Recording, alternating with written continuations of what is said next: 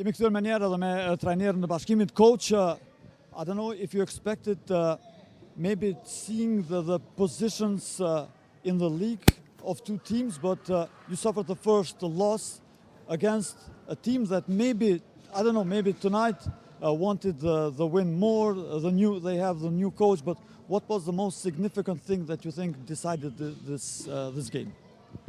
I think that we need to congratulate for our opponent. They were a better team from the first moment. Definitely, we need to analyze the game on the proper way. We need to analyze ourselves. We were not efficient.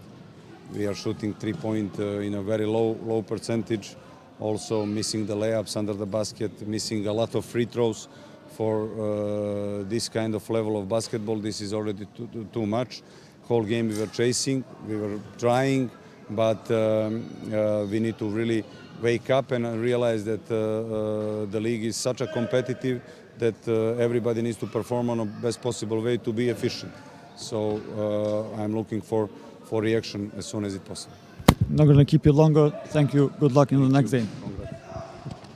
Ishim shkurt duke mos i humbur edhe shumë kohë trajnerit, pra ajo edhe që e vretëm dhe e thamë gjatë komentimit të trajneri e tha, në fakt po e nisi nga fundit, si tha trajneri i Bashkimit, që nuk mund thuhet se ke ndeshje të sigurta, liga është shihet goxha për afër dhe shumë kompetitive, ndërsa sa i përket gabimeve të skuadrës prizrenase, përmendi sidomos në pjesën e parë, gabime të shumta jashtë perimetrit, pra gjuajtjet për 3, mos realizimin e gjuajtjeve të lira, por ishin signifikante edhe faulat të shumt, që ndoshta edhe e penalizuan skuadrën e Bashkimit pak a shumë në fund.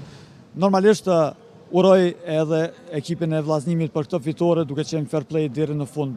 Kjo ishte tëra sa i përket i transmetimit deri herën tjetër. Mirëmbëçi, ndërsa mos harroni, ju pret derbi i cili vetë se ka filluar, në fakt edhe është pjesa e dytë në mes të Trepçës dhe Pejës. Mirëmbëçi.